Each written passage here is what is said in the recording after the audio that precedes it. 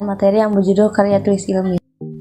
Di bab kali ini, kami akan mengulas dan mengupas tuntas tentang apa itu karya tulis ilmiah, dihadirkan untuk para mahasiswa baru yang haus akan ilmu, juga kepada dosen yang telah memberikan kami tugas ini. Di presentasi kali ini, kami akan membawakan beberapa submateri.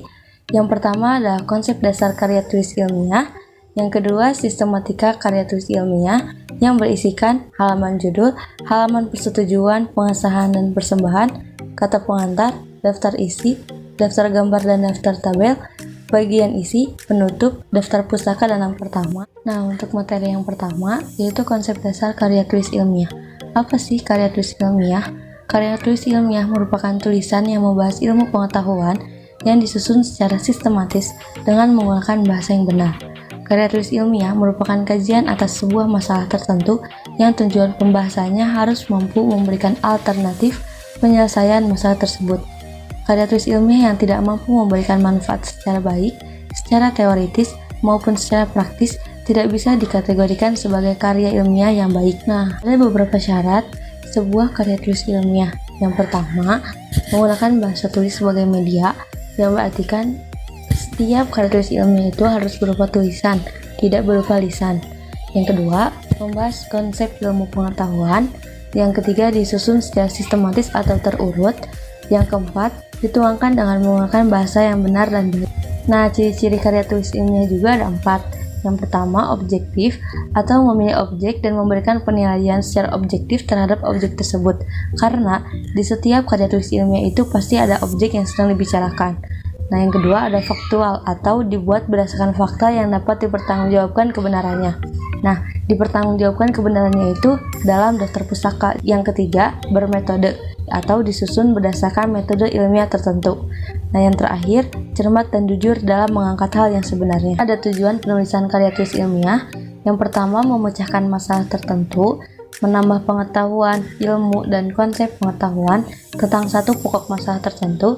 Dan yang terakhir, membina kemampuan menulis ilmiah dan berpikir ilmiah bagi penulisnya.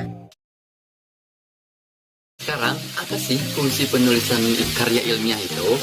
Nah, jadi yang pertama, fungsi pendidikan. Fungsi untuk pendidikan ini yaitu berfungsi untuk para siswa dan juga mahasiswa agar mengetahui apa itu penulisan karya ilmiah. Yang kedua, fungsi penelitian. Nah, fungsi penelitian ini sebagai sarana untuk menerapkan prosedur ilmiah dalam usaha mengembangkan ilmu pengetahuan. Yang ketiga, fungsi pengembangan atau fungsi pengembangan di sini untuk sebagai alat pengembangan ilmu dan juga tambahan bahan pustaka. Nah, selanjutnya apa aja sih jenis karya tulis ilmiah itu? Nah, ini terbagi menjadi 7 karya tulis ilmiah jenis-jenisnya. Yang pertama, makalah. Yang kedua, laporan penelitian. Yang ketiga, skripsi. Yang keempat, tesis. Yang kelima, disertasi.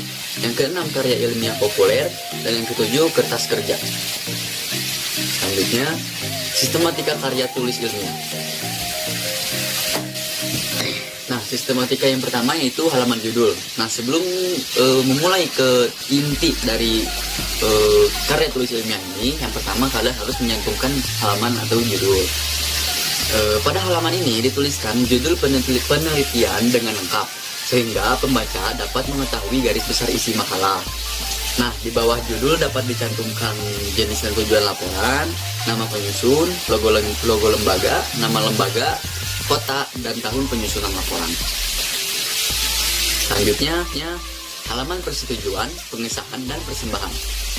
Halaman persetujuan ini berisi pernyataan dari pembimbing skripsi bahwa karangan telah disetujui dan layak untuk diujikan pada sidang ujian akhir.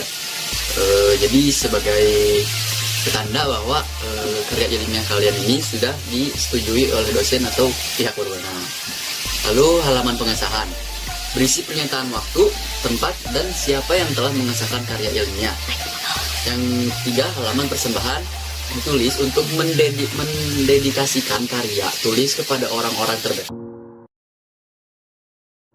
Kata pengantar adalah bagian makalah yang berfungsi mengantarkan pembaca pada permasalahan yang akan dibahas dalam sebuah makalah. Dalam kata pengantar diuraikan ungkapan rasa syukur penulis, identitas makalah, judul dan tujuan penulisan yang tercantum dalam lembar judul. Ada uraian singkat isi makalah, ucapan terima kasih, harapan penulis, tempat, bulan, tahun, dan identitas penulis. Selanjutnya, daftar isi. Daftar yang menggambarkan keseluruhan isi pokok laporan dengan mencantumkan secara jelas urutan bab dan subbab beserta halaman, tempat bab atau subbab tersebut, mencantumkan seluruh lampiran yang ada dengan nomor halaman masing-masing dimulai dari kata pengantar sampai dengan lampiran-lampiran. Selanjutnya, daftar gambar dan tabel. Daftar gambar berisi daftar gambar-gambar yang ada dalam karya ilmiah tersebut. Daftar tabel berisi daftar tabel yang ada dalam karya ilmiah tersebut. Bagian isi. Bagian isi merupakan isi pokok dalam suatu karya ilmiah. Di dalamnya terbagi ke dalam 5 bab, yaitu bab 1, pendahuluan, bab 2, kajian teoritis, bab 3, metodologi penelitian, bab 4, hasil penelitian dan pembahasan, bab 5, penutupan. Ada pendahuluan. Pendahuluan merupakan bab pertama dari karya tulis yang berisi jawaban apa dan mengapa penelitian itu perlu dilakukan. Bagian ini memberikan gambaran mengenai topik penelitian yang hendak disajikan. Oleh karena itu, pada bab pendahuluan memuat latar belakang. Latar belakang berisi deskripsi tentang penjelasan sebab yang mendorong penulis untuk membuat karya ilmiah tersebut secara singkat, padat, dan jelas. Selanjutnya ada rumusan masalah. Rumusan masalah dirumuskan dalam bentuk kalimat tanya atau pernyataan untuk memperjelas hal apa saja yang akan dibahas dalam karya ilmiah tersebut. Dan ada tujuan penelitian, merupakan deskripsi atau rincian tujuan penelitian yang mengacu pada pertanyaan pada rumusan masalah. Nah, kajian teori. Teori adalah seperangkat konstruk atau konsep, definisi, dan proporsi yang berfungsi untuk melihat fenomena secara sistematik melalui spesifikasi hubungan antar variabel, sehingga dapat berguna untuk menjelaskan dan meramalkan fenomena. Kegunaan teori yaitu pertama menjelaskan atau memperjelas masalah yang diteliti sebagai dasar untuk merumuskan hipotesis, sebagai referensi untuk menyusun instrumen penelitian, memperjelas dan mempertajam ruang lingkup atau konstruk variabel yang diteliti. Terakhir, membahas hasil penelitian sehingga selanjutnya digunakan untuk memberikan saran dan memberikan saran dalam upaya pemecahan masalah. Selanjutnya ada metode penelitian, yaitu langkah yang dimiliki dan dilakukan oleh peneliti dalam rangka untuk mengumpulkan informasi atau data serta melakukan investigasi pada data yang telah didapatkan tersebut. Metode penelitian memberikan gambaran rancangan penelitian yang meliputi antara lain prosedur dan langkah-langkah yang harus ditempuh, waktu penelitian, sumber data, dan dengan langkah apa data-data tersebut diperoleh dan selanjutnya diolah dan dianalisis. Metode ini ada dua yang biasa digunakan. Pertama adalah kualitatif dan kedua metode kuantitatif. Penelitian kualitatif merupakan penelitian yang digunakan untuk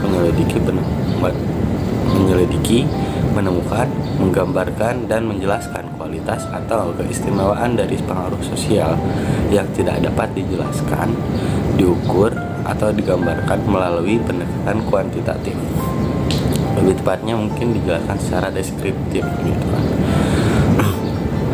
Lalu kuantitatif adalah suatu proses menemukan pengetahuan yang menggunakan data berupa angka sebagai alat menganalisis keterangan mengenai apa yang ingin diketahui. Seperti misalkan nanti isinya adalah survei. Kemudian ada hasil penelitian dan pembahasan nih. Pertama, kita akan menemukan hasil penelitian, yaitu pengkajian ulang terhadap validitas hasil penelitian. Pembahasan hasil penelitian dapat dijelaskan sebagai pemikiran asli peneliti untuk memberikan penjelasan dan interpretasi atas hasil penelitian yang telah dianalisis guna menjawab pertanyaan pada penelitinya yang ada di rumusan masalah waktu di awal. Jadi, pembahasan hasil penelitian merupakan pembahasan terhadap temuan yang diperoleh. Menurut Ari 2007, pembahasan hasil penelitian adalah penafsiran hasil penelitian yang berkaitan dengan hipotesis. Kemudian pembahasan yaitu pembahasan hasil penelitian digunakan untuk mengemukakan analisis dan ulasan terhadap hasil penelitian yang diarahkan untuk mendapatkan kesimpulan guna memenuhi tujuan penelitian. Pembahasan dimaksudkan untuk menyajikan gambaran yang lebih tajam terhadap data-data temuan, sehingga peneliti tidak hanya sekedar menyajikan ulang data, melainkan memberikan analisis, penafsiran, dan pemaknaan terhadap temuannya. Dengan demikian, pembahasan adalah menjelaskan pemaknaan terhadap data-data analisis penelitian sehingga dapat dipahami dengan jelas temuan penelitian yang diperoleh. Terakhir, ada penutup. Di bab penutup ini pasti biasanya ada kesimpulan dan saran. Kesimpulan yaitu rangkaian akhir dari bab yang telah disusun dari karya tulis, di mana penulis memberikan kesimpulan dari semua apa yang dibahas, sehingga poin-poin yang ada bisa lebih tepat sasaran dan berguna. Kemudian ada saran, yaitu merupakan anjuran dan masukan dari penulis yang diarahkan pada pembaca sesuai dengan tema yang telah dibuat, agar pembaca yang berniat meneliti tema yang sama bisa lebih efektif dalam membuatnya. Kemudian setelah penutup, di bagian akhir biasanya ada daftar pustaka dan lampiran. Nggak biasanya, maksudnya harus ada. Daftar pustaka itu memiliki pengertian sebagai suatu daftar yang di dalamnya mencantumkan nama pengarang, judul buku, penerbit, tahun penerbit, dan hal-hal lainnya yang terkait dalam penelitian tersebut. Penempatannya berada pada bagian akhir sebuah karangan atau buku, dan susunannya diurutkan berdasarkan abjad. Kemudian ada lampiran. Lampiran pada suatu penelitian adalah salah satu hasil dari penelitian tersebut, biasanya berupa gambar di mana penelitian dilakukan ataupun hasil penelitian. Lampiran tidak diharuskan ada dalam setiap laporan penelitian, hanya disertakan jika memang benar-benar penting. Ternyata kalau lampiran itu tidak harus ada, tapi kalau penting ya harus dicantumkan, seperti itu. Nah, sekian dari kami kelompok 9 kelas C Farmasi.